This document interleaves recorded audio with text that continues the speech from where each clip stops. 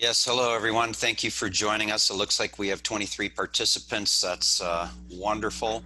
And I'm going to add a little bit to Norm's very generous introduction. There were 6 award winners of Arizona Humanities this year. The award ceremony was last week. It was also virtual like this. The specific award that I won is called the Dan Schilling Public Scholar Award.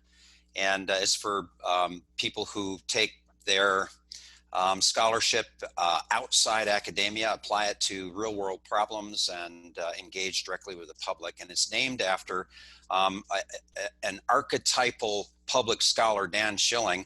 And I noticed while Norm was doing his introduction, Dan Schilling signed on and has joined us tonight. So Dan, I hope you're still there. Thanks for joining us, and thank you for leading the way in the humanities and showing how to be a engaged public scholar and problem solver in our society today.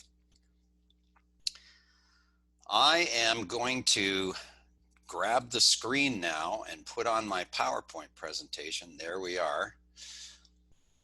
I hope everybody can see it. And if anybody is having any trouble hearing me for any reason, or if there are any glitches in the video, feel free to send Norm a note through the chat box. You can send it to him directly through the chat box, and we'll try to get it fixed. Title of today's presentation is How Clean Energy and High Capacity Batteries Are Changing Our World. And I end that with For the Better. This is actually one of the few presentations, public presentations that I give, that's all good news. If you're concerned about the environment and climate change and social justice, there's not a whole lot of good news out there lately. And I think it's really important every once in a while that we take stock of some of the progress that we have made and some of the exciting new opportunities that are out there that can give us a kind of a recharge of our batteries, so to speak, in trying to engage in social change, improving the world for the better. And so this is a good news presentation, and I hope you all enjoy it. Oops. There we go. No. So first, I want to introduce you to the idea of disruption or disruptive technologies. And a futurist, a visionary futurist, mostly originally from Silicon Valley. His name is Tony Seba, and he travels around the world giving lectures on the same topic that I'm going to be talking about today. He was one of my early inspirations, and you can go to YouTube, type in Tony Seba Clean Disruption, and you'll get 2 or 3 different links to a lecture that he's been giving around the world, including this one here at the Nordic Energy Summit in 2016, just before he published this book called Clean Disruption. If you want to hear more, and you want to hear a really another real visionary thinker and speaker, I recommend both his book and some of these YouTube lectures. All right, let's look at disruption.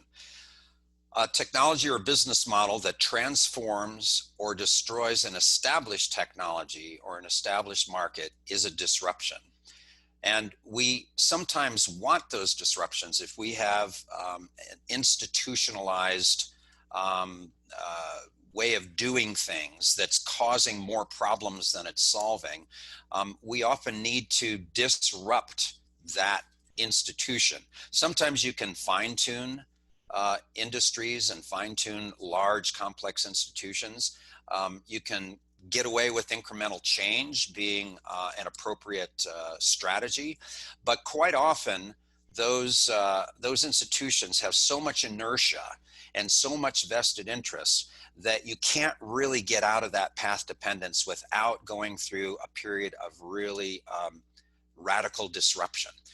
And in those times, we tend to, if you have growth during a disruption, it's exponential growth rather than linear or incremental growth. Let's see. Here's a few examples. The shift from horses to automobile-based transportation in the early 20th century. Tony Seba has a really interesting set of 2 slides, 10 years apart, of a downtown street in New York City. And one's from the year 1900.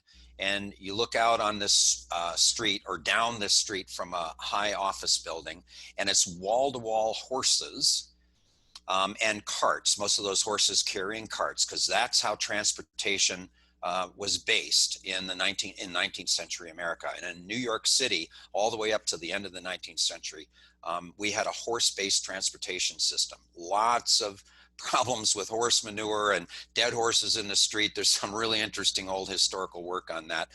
But then he showed a picture 10 years later in 1910 of exactly the same street from exactly the same vantage point, and it's wall-to-wall cars with one horse sort of buried in this sea of cars back on a stoop off the main street. In a 10-year period, many of our major cities like New York and Chicago shifted entirely from horse-drawn transportation to the internal combustion engine. And people living at that time experienced that as a very surprising and very remarkable disruption and transformation of the city landscape. And as you can probably imagine, I'm going to be arguing that we are in a disruption in our energy system right now that is going to profoundly transform it very quickly. Here's another example: typewriters to word processing computers. You know, when I was working on my bachelor's degree in the late 1970s, I typed up my papers on typewriters. When I started my master's degree program in 1982, I was still using a typewriter, but I bought my first computer, an old Atari computer, and I started learning how to word process. And within 2 years, I gave away my typewriter and never changed back. It really was a very dramatic and rapid shift from typewriters to word processing computers in the 1980s. Less than 10 years probably to get a full transformation of that technology. Here's another one: film to digital photography.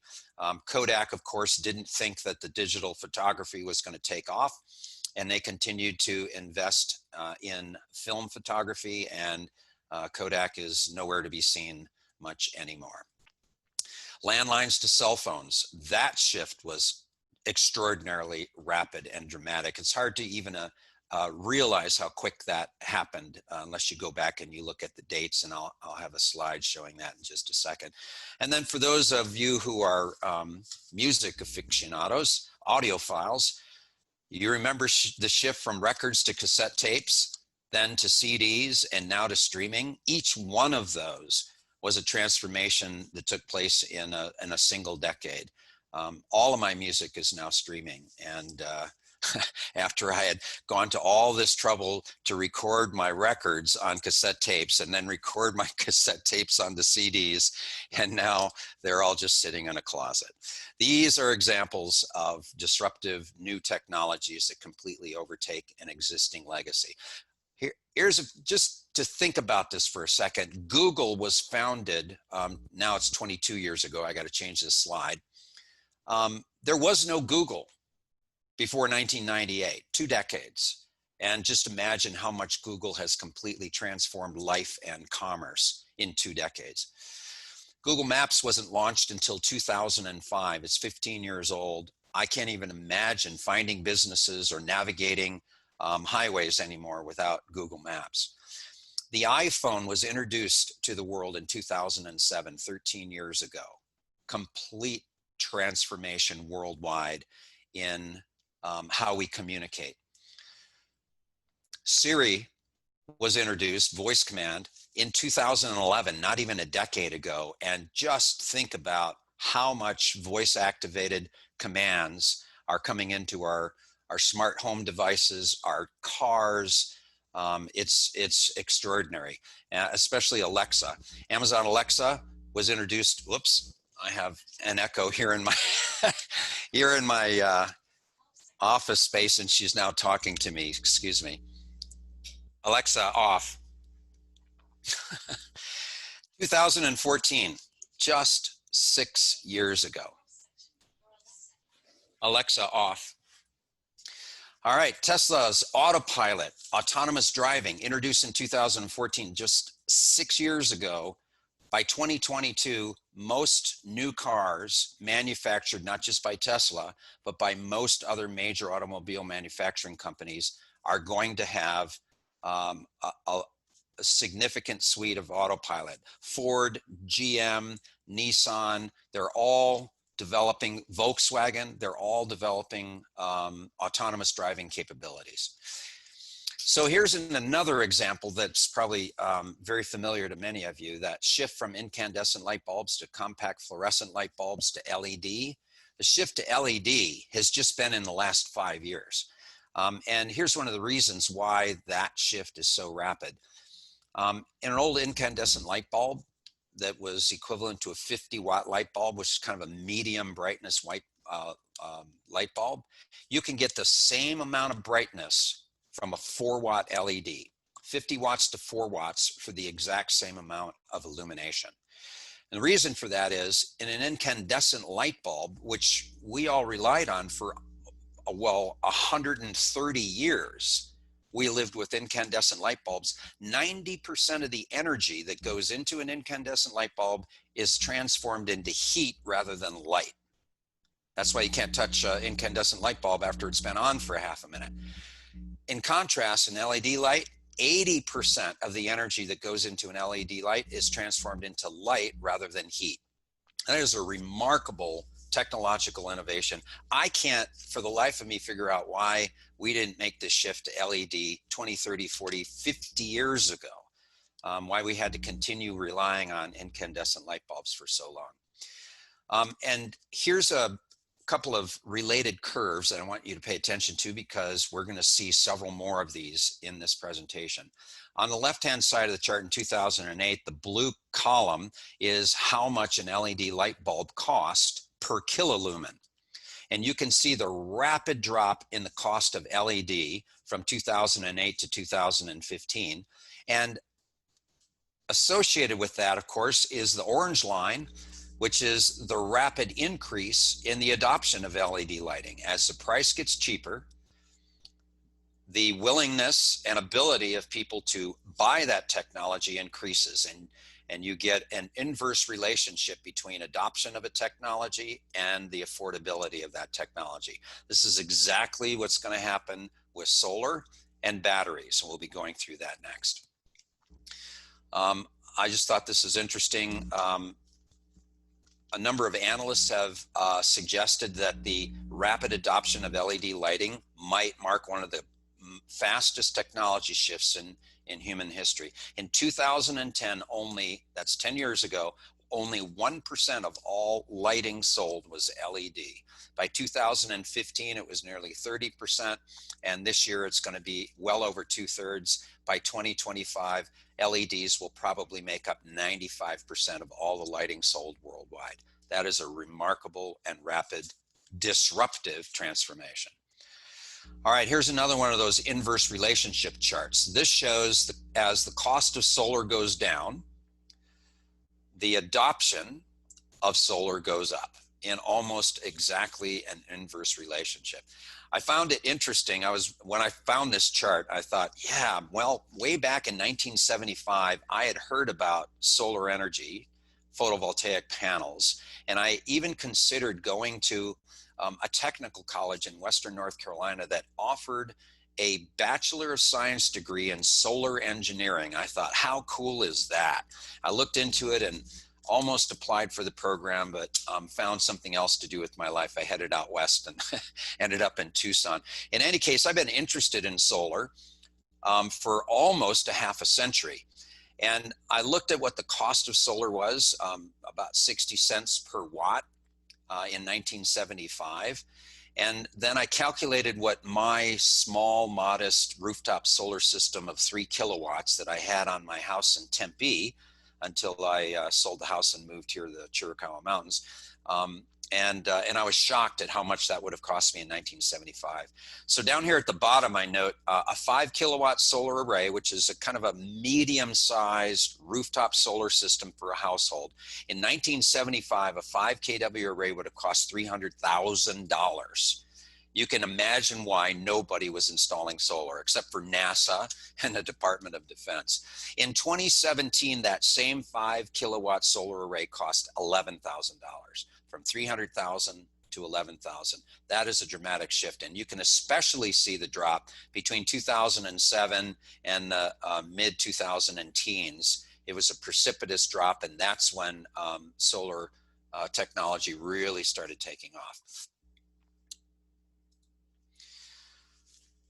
And here's that takeoff. Right around here, 2006, 2007 is when the prices really started dropping, and you can see within a couple of years, the adoption rate just goes through the roof. This is new annual solar installations across the world, color-coded by regions. Blue is Europe, red is North and Central America, and of course, yellow is Asia. You can see in the early years, Japan and China in particular, but also South Korea, were leading the world in adoption of solar photovoltaic technology. North America, that's Canada and the US for the most part, was pretty significant too.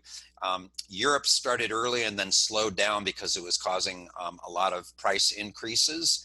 And they had a little bit of disruption in their electric utility system, so they slowed down, but they're on a solid rise upward again now.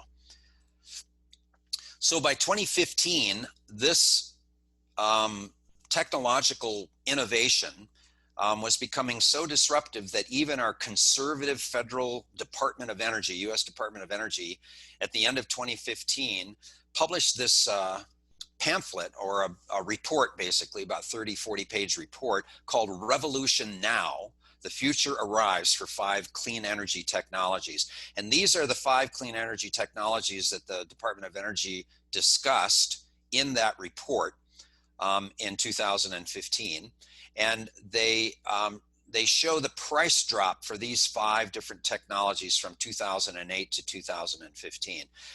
The cost of land-based wind turbines had dropped 41% in those 7 years between 2008 2015. Distributed photovoltaic solar, that's rooftop solar, had dropped by 54%. Utility scale solar had dropped in price by 64%. Batteries had dropped in price by 73%. And LED light bulbs had dropped in cost by 94% just in those 7 years. So that's pretty significant, and that has led to the rapid build out of these 5 technologies as they become increasingly affordable, and even more affordable than traditional energy sources. And this has what's happened. Again, 2009 on the left end of the chart, and 2017 on the right end. This is from Business Insider with data that was taken from, there's an energy consulting firm called Lazard, L-A-Z-A-R-D, that every year does a levelized cost of energy analysis comparing solar, wind, nuclear, coal, and natural gas as sources of electricity. And they do a levelized cost of energy, a sort of full life cycle, looking at everything from maintenance and fuel costs and capital depreciation, et cetera.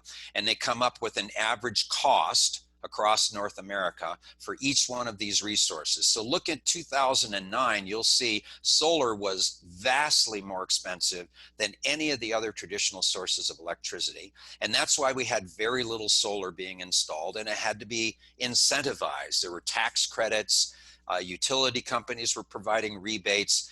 The only thing we could do to install, to get solar sort of jump started into this market, was to create a whole series of incentives because it was so much more expensive than everything else. Look at how rapidly solar dropped in price. And by 2017, it was the second cheapest source of electrical generation in North America. Wind power in 2009 was the second most expensive, and it dropped down by 2011, was the cheapest source of electricity, and has remained so all the way through 2017 and continuing up to 2020. But look at coal. Let's see. Coal is the blue line here. Coal was the second cheapest source of electricity overall by average, and it has stayed pretty much level while everything else has declined. It's gone up just a little bit, but has stayed pretty much level at $102 per megawatt hour average all-in costs. And you can see that both solar and wind quickly became cheaper than them as starting about 2013, 2014. And now solar and wind are the cheapest, since 2017, are the cheapest sources of new electrical generation. As a result of that, here is some charts showing new electrical generation capacity additions, how much new electrical generation is built each year from 2010 to 2017. This graph shows non-renewable energy in the gray and renewable energy in the green. And you can see starting, accelerating after 2014, we're consistently half or more than half of all new electrical capacity additions since 2014 have been renewable energy, not non-renewable energy. In 2017, you can see the blue is wind, the yellow is solar. In 2017, almost all new electrical capacity additions were wind and solar.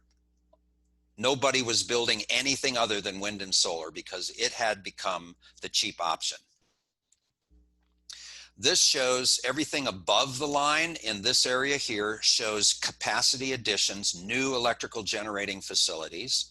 And wherever you're seeing green, that's wind. And wherever you're seeing yellow, that's solar. So you can see starting around 2013, the brown down here, by the way, is natural gas. Everybody probably remembers how much new natural gas-fired generation was being added early in the 21st century.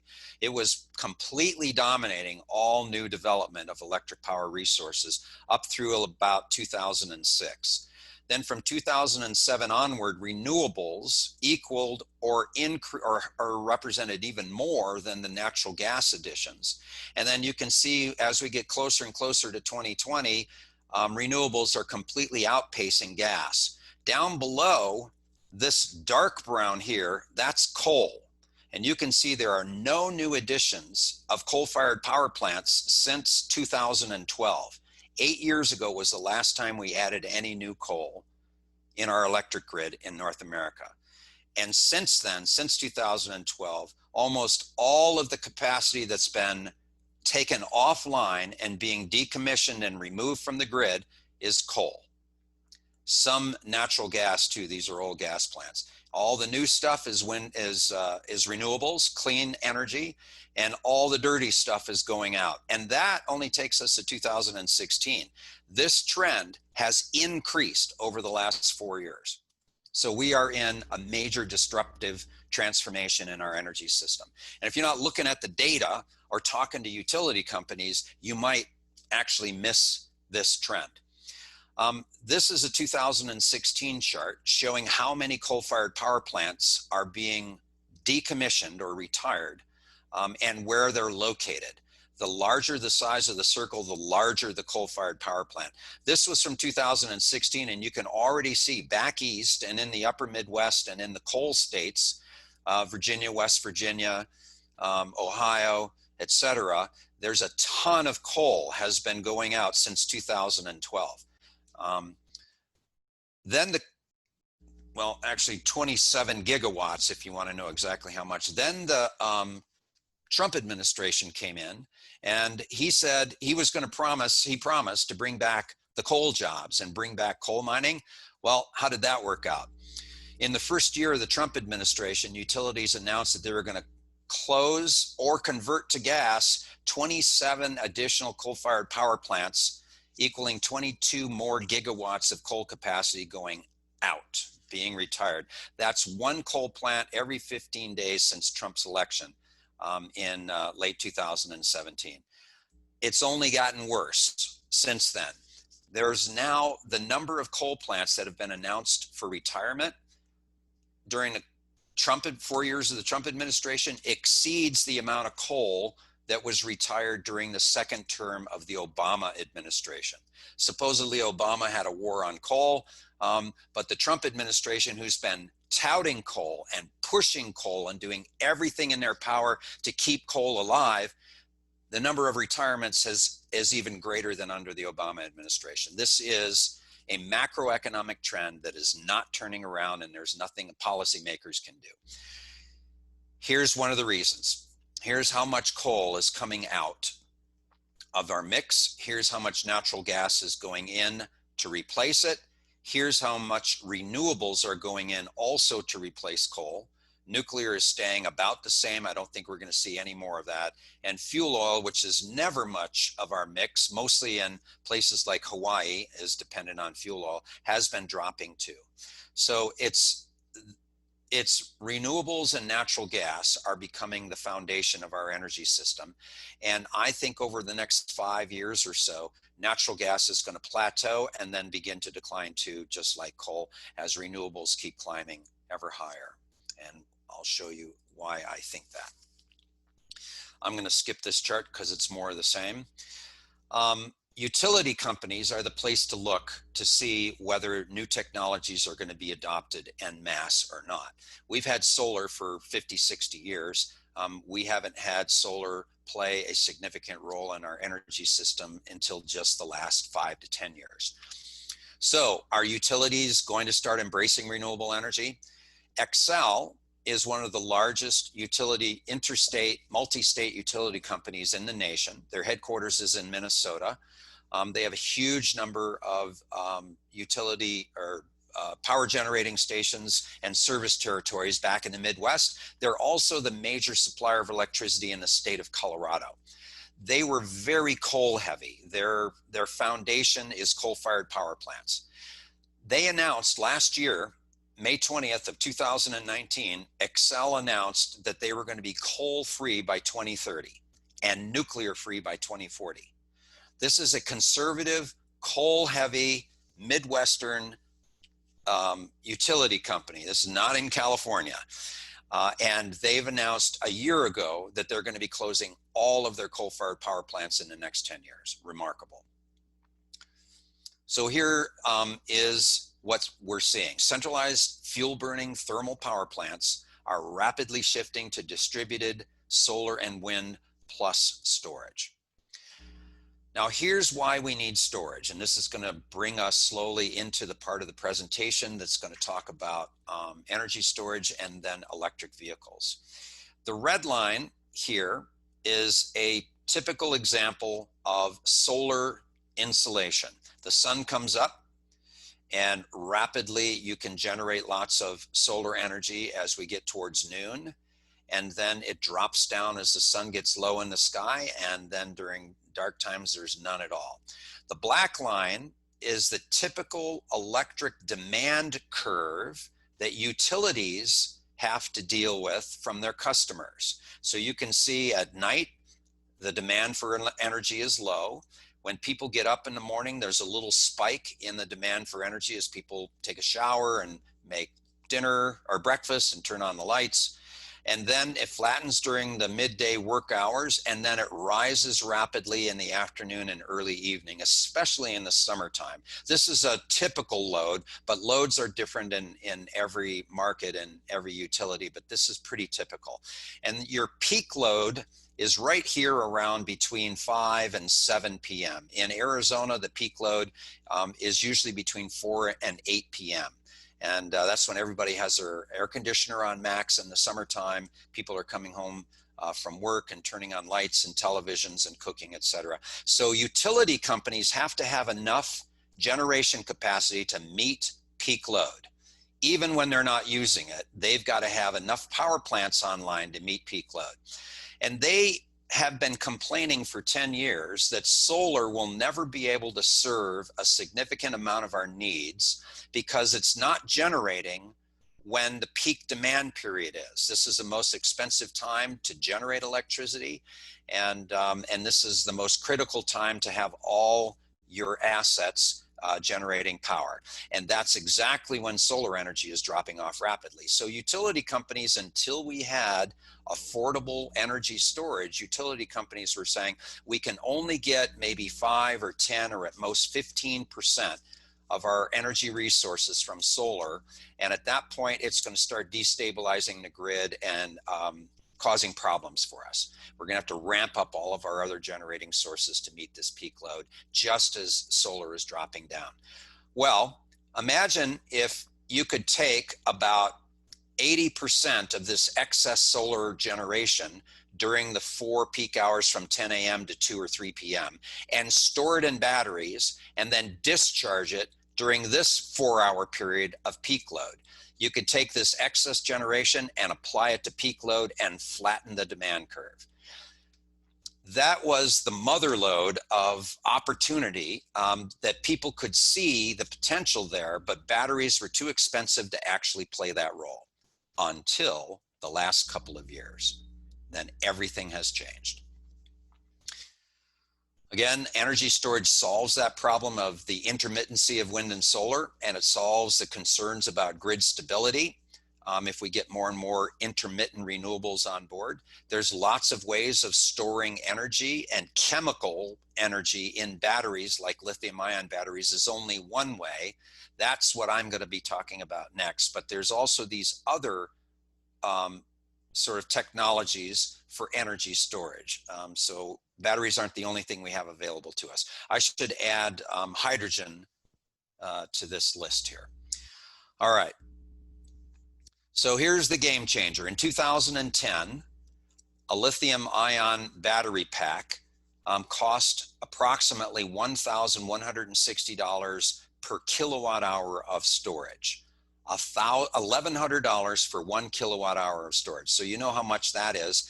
My Tesla Model 3, the battery in my Tesla Model 3 that'll take me 315 miles on a full charge is 75 kilowatt hours. So multiply 75 by 1,160, and you'll see how expensive lithium-ion batteries were in 2010.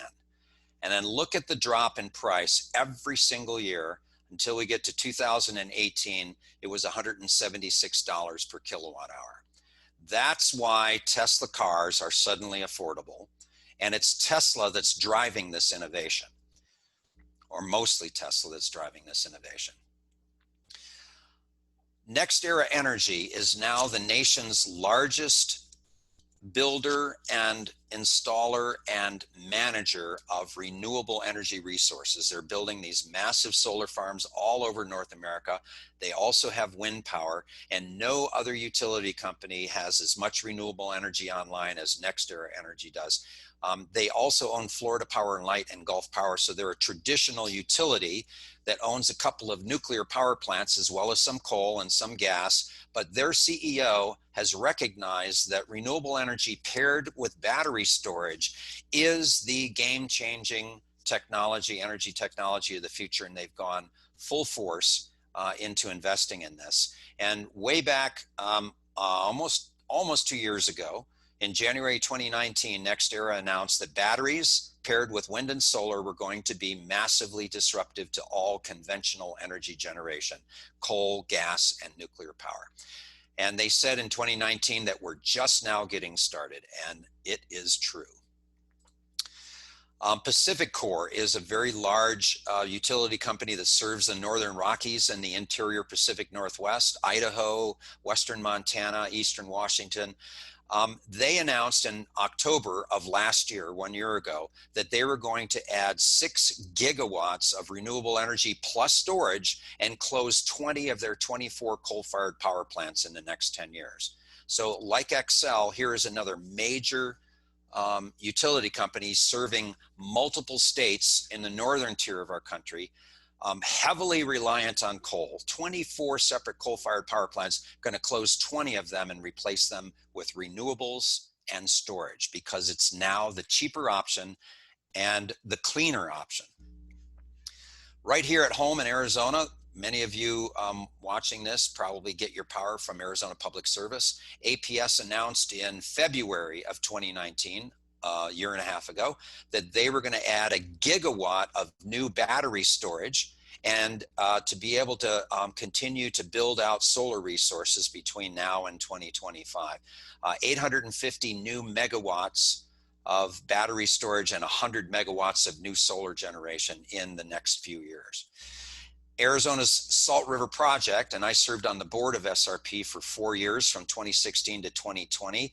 I ran for the board as a pro-solar advocate, and I feel like in those 4 years I was able to make a very significant culture change and technology change and SRP's attitude. They were one of the utilities trying to kill the advance of rooftop solar, which is why I ran for the board in 2016. And they're now embracing solar very aggressively. And of course, the main reason is it's the cheapest form of new energy. So they're not doing it because they're green. They're doing it because it's financially intelligent decision. They're going to add 1,000 megawatts of solar plus a whole bunch of battery storage, including a Tesla mega pack, will all be in place by 2025. And about half of that 1,000 megawatts of solar is going to be sited on, probably on the Navajo reservation, to replace the coal-fired power plant that SRP shut down there last year. All right, so now you've seen that cost curve shift with lithium-ion batteries. That was driven by the rise of the electric vehicle industry. And so the electrical energy industry is benefiting from technological innovation that's being driven in the automobile industry right now. And again, Tesla is mostly driving that. We're seeing, many of you may not be seeing this yet, but I hope that you're seeing the news and paying some attention, because in the next 5 years, the changes in vehicle manufacturing are going to be extraordinarily profound. I think within 10 years, there won't be any car manufacturing companies making any internal combustion vehicles anymore. That's how rapidly this is going to be. It's going to be like when the iPhone came in. It's going to displace everything else because everything else is so inefficient. We're going to also see cars with drivers transitioning to driverless cars. And you already know Uber and Tesla and Waymo have been at the leading edge of that, but every other automobile manufacturing company is pushing in the same direction. We're going to start seeing a lot more shift from car ownership to buying or leasing transportation services. You don't actually, most people who own a car, the car sits there about 95% of the time doing nothing. Autonomous driving vehicles can actually do work while you're at work instead of sitting in a parking lot. When this big plunge in lithium-ion battery costs started really kicking in around, this article is from 2016, we already had analysts predicting that the plunge in battery costs is going to change the automobile industry more than any other single transformative change in the last 100 years. I think there's no question about it that that's going to be happening. Here is rising electric vehicle sales numbers from global perspective from 2013 to 2018. You can see that very rapid, not an incremental, but an exponential rise after battery prices came down. Here's a North America chart showing about the same. You can see in 2010, there was virtually no sales of electric vehicles. There are so few of them that it doesn't even show up in blue. And you can see the rapid shift between 2017 and 2018. This is just before Tesla introduced the affordable Model 3. This is the first year that the Model 3 by Tesla was available, and you can see the massive shoot up there. In 2020, the Model Y came out. My wife and I have a Model Y now. We just got it in July. And you're going to see these blue charts going up to the heavens. This is the share of annual vehicle sales that are electric vehicles. And you can see in 2019, it's still way less than 5% of all vehicles sold are electric vehicles. But these are the projections from Bloomberg New Energy Finance about the uptake of electric vehicles. Blue are passenger vehicles, and you can see between this year and 2030, there's going to be a shift from maybe 5% of passenger vehicles up to over 30% of passenger vehicles. I think the uptake is going to be much faster than that. Light commercial trucks is the purple line, medium commercial green, and heavy commercial. Look at this red line. This shocked me. Already in 2019, nearly 50% of all buses manufactured and sold worldwide were already electric. The transition has already happened for mass transit buses, and this is mostly in China. The largest electric vehicle manufacturer in the world is a Chinese company called BYD. And a famous financier in North America who owns Berkshire Hathaway, Warren Buffett. I'm sure many of you have heard of him. Way back in 2005, Warren Buffett bought a 10% stake in BYD, which was only making electric vehicles. It now makes about 20 different kinds of electric vehicles, and China is the leader in electric vehicle manufacturing and sales worldwide. They already were up to 50% penetration of electric buses in last year. So it's happening now and happening rapidly. Here's an example of why. Why? It's not just that it's going to become affordable. There's a whole lot more about electric vehicles that are superior to the internal combustion engine. For my Tesla Model 3, my EPA rated miles per gallon equivalent is 126 miles per gallon equivalent. So that is the amount of energy in a gallon of gas that can drive you, say, 30 miles. That same amount of energy stored in a battery will drive a car 126 miles. Fuel costs. Electricity is much cheaper than gasoline. I can fill up my Model 3 and go 300 miles for $8 worth of electricity. My Prius that got 50 miles per gallon cost me twice that much. Most electric vehicles have a range between 200 and 250. The Tesla vehicles are now over 300 in their long range versions. And Elon Musk and Tesla announced about 2 weeks ago, and they had a battery day reveal, and they have completely reinvented the lithium ion battery from mining to manufacturing to how they're placed in battery packs and how they're set inside the car. And they're going to get a 56% reduction in cost and a 40% increase in range. So Tesla vehicles coming out in about 2 years are going to cost even less and have over 400 miles of range. Watch for that, because that will be transformative. So the rise of EVs brought down the cost of lithium-ion batteries and continues to do so. That has brought down the cost of pairing solar plus battery storage and wind plus battery storage, which solves the problem of grid integration, intermittency. I didn't explain the duck curve because it takes too long. And that then leads to more and more solar photovoltaic installations paired with storage, and that further lowers costs through economies of scale. It's a virtuous cycle that's going to keep this trend going for at least another 10 to 15 years before prices start flattening near the bottom. What that offers us as an opportunity is possibly getting to 100% renewable energy in North America, in Europe, in Asia, and everywhere else in the developed world and the developing world. When solar and wind plus batteries is the same cost or cheaper than building a great big nuclear power plant or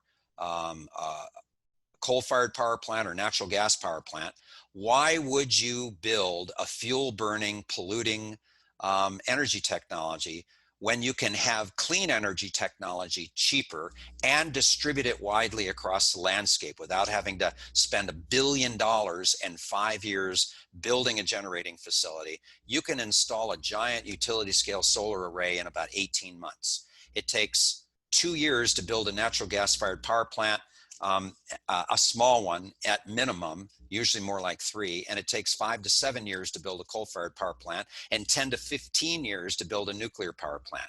Massive amounts of capital infusions that sit there unused for 3 to 5 to 10 to 15 years. Solar can be up and producing revenue in 18 months or less. And battery storage, the minute you install it, it's working. A group of researchers at Stanford University decided, can we even think about getting to 100% renewable energy? If we could, what would it look like and what would it cost? And they came up with this state-by-state analysis and determined that by 2050, it is feasible It'll be a little bit more expensive and technologically difficult, but it is feasible to get to 100% clean renewable energy by 2050. I actually think the way things are going, it may be feasible as early as 2040 or 2045. Every prediction like this has undershot the technological innovation and the decline in prices that we've seen. Things are moving much faster than anybody ever predicted. There was a organization called Re100, Renewable Energy 100, that decided, you know what, we can't drive the renewable energy revolution just with government policy. We need the market to pick up on this. We need big international corporations to make commitments to get more and more of their energy from clean sources if we're going to do what needs to be done to address climate change. And so this nonprofit organization was founded called Re100. And their goal, this was about 2017, their goal was to get 100 multinational corporations to commit to getting 100% of their energy from renewable sources by a certain date in the future. They hoped that they could get 100 multinational corporations to sign on to this. By late 2018, they had more than 100 signed on. And here is an example from, I pulled in November of 2019, so about 10 months ago, 211 international companies had joined the Re100 pledge. And that was almost a year ago.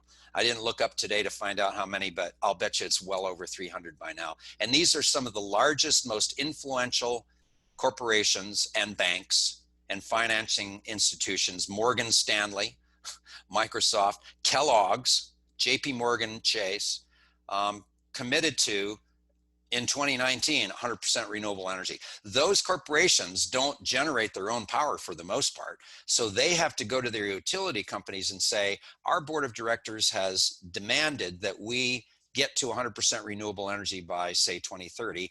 What can you do to help us get there? So they're providing a market and a push to utility companies to adopt more and more renewable energy to meet the goals of these large multinational corporations. So this is a way in which capitalism can actually be a tool, a useful tool in doing good environmental work in the world. All right, so economic implications. Fossil fuels will be used for chemical manufacturing rather than combustion in another 10 years or so. Most of the oil and gas industry is no longer going to be burning gas and burning petrol or fuel in automobiles. They're going to be using those highly valuable organic chemicals for manufacturing. Like plastics, for example, are made from oil and gas. Households, businesses, and vehicles are going to be powered directly by stored sunlight. Sunlight and batteries can give you, probably in about 5 to 10 years, you'll be able to have 24-hour renewable energy power for about the same that it's costing you to get power from your utility company. And in Arizona, it's about 11 cents a kilowatt hour. Right now, solar plus storage is already down to about 5 or 6 cents a kilowatt hour. So it's half the price of retail energy. It's a little bit more expensive than wholesale energy from, say, the Palo Verde nuclear hub. But the prices are coming down to the point where solar plus about 4 to 6 hours of battery storage is going to be cheaper than all other forms of energy. Here's some things that we'll be seeing more and more of as the cost of solar goes down and the desire to get to 100% renewable energy goes up. This is ASU's Tempe campus, and this was an old exposed mall or walkway between buildings that got so hot between May and September that you wanted to avoid it at all costs. People would walk into buildings and walk through the building and minimize the amount of time that they were outside. Now with this solar shade, they've turned it into a public space. And there are cafes in there now, and music is playing, and people hang out, study and talk, etc. Every single public space that's exposed to our burning Arizona sun should have and ought to have, will have soon, I hope, solar shade, paired with battery storage, providing clean, renewable power, reliable power to the grid. Every parking lot at every commercial business should be covered with solar and can be. This is a Fry's grocery store in Maricopa County. And any of you, like me, when I lived in Tempe, every time I had to go shopping in the summer months, I would desperately search for the one lone tree providing a little bit of shade. And now if people get smart, commercial businesses get smart, this is going to be attract a lot of customers as well as reduce their utility bills. We can do the same with agricultural lands. This is a alfalfa farm in Northern Europe covered by solar panels, and they're tall enough that you can get harvesting machines under these. There have been studies done of agricultural production in Arizona. We grow a lot of alfalfa here, and partial shade over an alfalfa field in the hot Arizona sun actually conserves soil moisture and increases biological productivity of the soil. There's no reason we can't have double duty on all of our agricultural lands by having a partial solar shade over our crops, and we will have more and better crops and clean energy at the same time. Same thing with animal feeding operations. Every one of those sheds has solar on it. There's no reason that we can't have all of our greenhouses and all of our animal feeding sheds all generating clean, renewable energy now. What are the climate implications? And this is the big one for me. This is why I am so excited about the energy transformation that we're engaged in, because until just a couple of years ago, it seemed unlikely that we were going to be able to meet our CO2 emissions reduction targets. Everybody was saying we're all behind. Countries were complaining about how much it was costing. There was a big pushback from the fossil fuel industries. But now that the cost of solar and wind and battery storage is competitive or cheaper than all the alternatives, a whole lot of those objections are simply falling away. And our ability to switch to 100% renewable energy is within grasp now for the first time in history.